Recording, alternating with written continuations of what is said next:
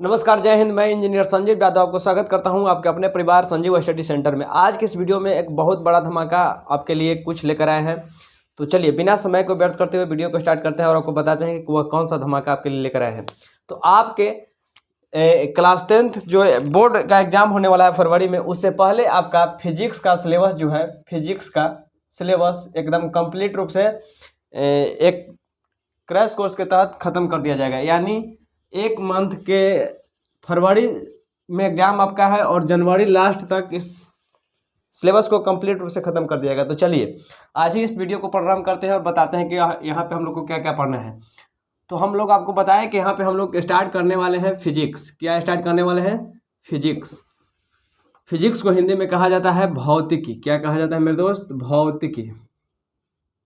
तो यहाँ पे हम लोग इसी को स्टार्ट करेंगे और आपको मतलब 40 से 45 दिन के अंदर, मात्र 40 से 45 डे में यानी दिन में आपको इस सिलेबस को ख़त्म कर दिया जाएगा और आपको एकदम डीप से पढ़ा दिया जाएगा। तो अंत समय में यानी जब एग्ज़ाम आपका हो और आपको इस तरीके से पढ़ा दिया जाए तो सबसे बढ़िया है, क्योंकि साल भर कितना पढ़े उससे मायने नहीं रखता है। अंत में आप क्या पढ़ के एग्जाम हॉल में जा रहे हैं सबसे मायने नहीं रखता है। तो सबसे पहले यहाँ पर हम आपको यही समझाते हैं कि आखिर भौतिकी होता क्या है, यानी फिजिक्स होता क्या है। तो आप लोग जानते भी हैं जैसा कि भौतिकी जो है यानी साइंस का एक पार्ट है। कहने का सेंस है कि अगर साइंस यहाँ पे बाप है तो इसका 3 लड़का है। कौन कौन? एक है फिजिक्स, एक है केमिस्ट्री और एक है बायो। यानी साइंस का 3 पार्ट है, फिजिक्स, केमिस्ट्री और बायो। इसमें हम लोग इस पोर्शन को अभी स्टार्ट कर रहे हैं, कुछ दिन बाद इसे स्टार्ट करके तुरंत खत्म कर देंगे। इससे हम लोग स्टार्ट नहीं कर सकते हैं। तो हम लोग यहाँ पे फिजिक्स से स्टार्ट करेंगे और केमिस्ट्री स्टार्ट करेंगे। तो फिजिक्स में सबसे पहले हम लोग यहाँ पे समझते हैं कि फिजिक्स क्या होता है। आपसे हम एक ही बात का गुजारिश करेंगे कि आप जहाँ तक संभव है वहाँ तक वीडियो को शेयर करके सिर्फ अपने भाई दोस्तों तक बता दीजिए कि यहाँ पे बहुत जल्दी यानी 40 से 45 दिन मैक्सिमम कह दिए, हम 30 दिन में आपके सिलेबस को खत्म करने की कोशिश करेंगे। यानी 15 जनवरी से आपका पहले सिलेबस खत्म कर दिया जाएगा। यानी 15 जनवरी से पहले आपका सिलेबस खत्म। इसमें चैप्टर है ही कहाँ, 4-5 चैप्टर है। 4-5 चैप्टर को आराम से जल्दी खत्म कर दिया जाएगा। तो आज का यह जो वीडियो है मात्र आपको यही बताने के लिए है कि आपका सिलेबस क्या क्या होने वाला है। और कल से यानी हो सकता है तो लाइव या रिकॉर्डेड क्लास से, जैसे आप कहिएगा कमेंट करके बताइए, उस तरीके से मात्र 30 दिन में आपका पूरा सिलेबस खत्म कर दिया जाएगा। मैथ के लिए चल रहा है। तो सबसे पहले आप यहाँ पे समझिए कि आखिर भौतिकी होता क्या है, यानी फिजिक्स क्या होता है। तो देखिए थोड़ा सा बोर्ड गीला हो गया है, इसको सूखने का थोड़ा सा वेट करना पड़ेगा, क्योंकि जब तक सूखेगा नहीं तब तक हम लोग आगे नहीं बता सकते हैं।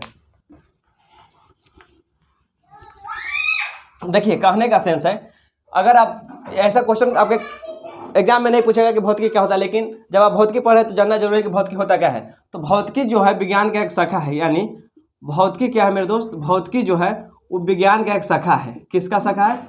विज्ञान का शाखा है। किसका शाखा है? विज्ञान का। यानी physics is the part of science.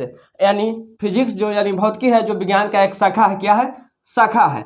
क्या है? शाखा है। और इसके अंतर्गत हम लोग पदार्थ यानी मैटर को अध्ययन करते हैं और इसमें जो ऊर्जा उपस्थित रहता है, यानी इसमें जो ऊर्जा है इसके बारे में अध्ययन करते हैं। तो अगर आपसे कोई पूछे कि भौतिकी क्या होता है, भौतिकी किसे कहते हैं, तो भौतिकी फिजिक्स का एक शाखा है। यानी भौतिकी जो है विज्ञान का एक शाखा है जिसके अंदर पदार्थ और उसमें जो ऊर्जा रहता है यानी जो ऊर्जा उपस्थित रहता है उसके बारे में अध्ययन करते हैं।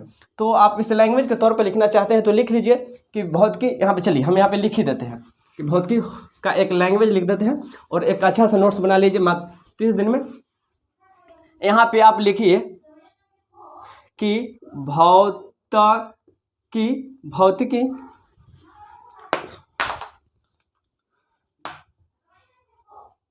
भौतिकी जिसे इंग्लिश में कहा जाएगा फिजिक्स होता क्या है।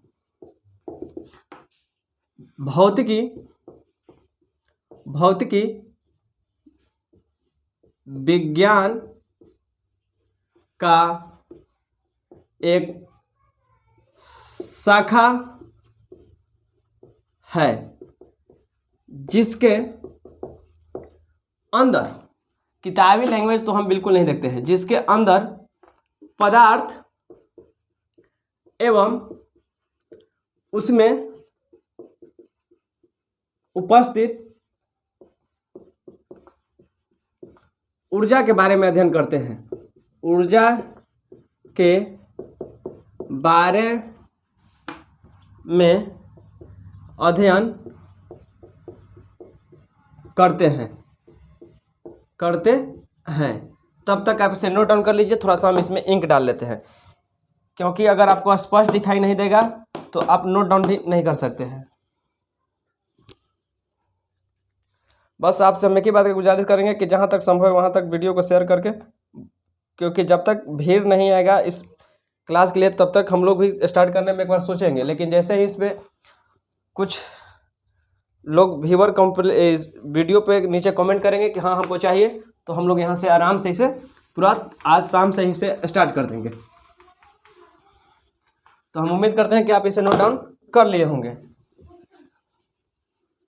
कि बहुत की क्या होता है। देखिए क्लास 10th में हम लोग को मात्र 5 चैप्टर पढ़ना है, इसे 4 चैप्टर में इसे हम कंप्लीट कर देंगे। देखिए कैसे कोई किसी तरीके से पढ़ा है उससे हमको मतलब नहीं है, हम किस तरीके से पढ़ाते हैं, बस सबसे बड़ी बात यही मायने रखता है और आपको समझ में आएगा। सबसे बड़ी बात यही है। देखिए सबसे पहला जो चैप्टर है यहाँ पे है प्रकाश। क्या कौन सा चैप्टर है मेरे दोस्त?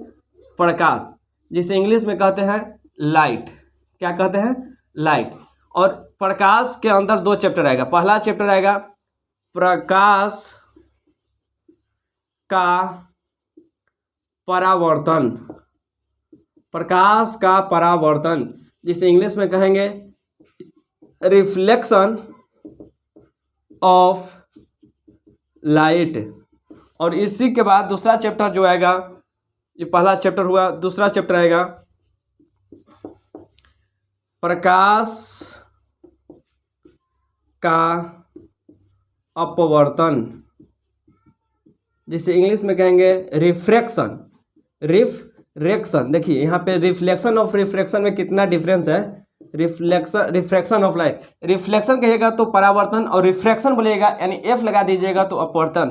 तीसरा चैप्टर है विद्युत धारा, जिसे इंग्लिश में कहा जाता है इलेक्ट्रिक करंट, यानी तीसरा चैप्टर यहाँ पे इलेक्ट्रिक करंट देखेंगे। चौथा देखेंगे विद्युत धारा का उष्मीय प्रभाव, विद्युत धारा का उष्मीय प्रभाव, जिसे इंग्लिश में कह सकते हैं हम लोग मैग्नेटिक इफेक्ट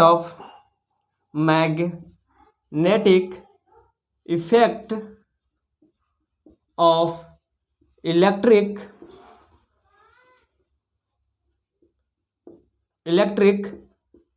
करंट। यहाँ पे आपको एक वो स्पेलिंग भी बता देंगे, MAGNETICEFFELECTRICCURRENT करंट। और पांचवा हम लोग देखेंगे ऊर्जा का स्रोत। पांचवा जो चैप्टर उसका नाम है ऊर्जा का स्रोत। स्रोत कैसे लिखेगा? स्रोत, जिसे इंग्लिश में कहेंगे सोर्स ऑफ एनर्जी, सोर्स या सोर्सेज ऑफ एनर्जी। तो मात्र यही 5 चैप्टर हम लोग को यहाँ पे देखना है, आप इसे नोट डाउन कर लीजिए। आई होप आपको स्पष्ट तरीके से समझ में आया होगा कि यहाँ पे जो हेडिंग बना है प्रकाश, आप इस प्रकाश को मिटा भी सकते हैं। प्रकाश आपके कहने का सेंस है कि प्रकाश के अंदर हम लोग 2 चैप्टर को देखेंगे। कौन कौन चैप्टर देखेंगे? प्रकाश का परावर्तन, जिसे इंग्लिश में कहेंगे रिफ्लेक्शन ऑफ लाइट, प्रकाश का अपवर्तन, जिसे इंग्लिश में कहेंगे रिफ्रैक्शन ऑफ लाइट, विद्युत धारा, जिसे कहेंगे इलेक्ट्रिक करंट, विद्युत धारा का उष्मीय प्रभाव, जिसे इंग्लिश में कहेंगे magnetic effect of electric current, और ऊर्जा का स्रोत, जिसे कहेंगे सोर्सेस ऑफ एनर्जी यानी एनर्जी ऑफ सोर्स, यानी जो ऊर्जा का स्रोत है। तो आप देख पा रहे होंगे कि किस स्पीड में हम आपको पढ़ा सकते हैं। कहने का सेंस है कि आप चाहे तो बाइलिंगुअल भी पढ़ सकते हैं, हिंदी इंग्लिश दोनों साथ में, किसी प्रकार कोई दिक्कत नहीं होगा। और हम यहाँ पे भी शायद हिंदी मीडियम में स्टार्ट कर देते हैं, सिर्फ हिंदी। अगर आप कहते हैं कि नहीं हमको बाइलिंगुअल चाहिए तो आप इसके लिए कमेंट कीजिए, नहीं तो सिर्फ हिंदी मीडियम में इसे स्टार्ट कर देंगे और किसी प्रकार कोई दिक्कत नहीं होगा। मात्र 30 दिन में सिलेबस को खत्म कर दिएगा। चलिए तो मिलते हैं नेक्स्ट वीडियो में। अगर इस वीडियो को जहाँ तक समय वहाँ तक शेयर करके सिर्फ दोस्त तक बता दीजिए कि मात्र 30 दिन भी मैक्सिमम कह रहे हैं, 30 डे जो है वो मैक्सिमम है। इसके पहले यानी 35 डेज में हम इसको कंप्लीट उसे खत्म कर देंगे, किसी प्रकार कोई दिक्कत नहीं होगा वादे के साथ। चलिए मिलते हैं नेक्स्ट वीडियो में, तब तक के लिए बाय, थैंक यू। अगर वीडियो आपको अच्छा लगा है तो दोस्तों तक शेयर कीजिए, चैनल को सब्सक्राइब कीजिए। चलिए मिलते हैं नेक्स्ट वीडियो, तब तक के लिए बाय, थैंक यू, जय हिंद।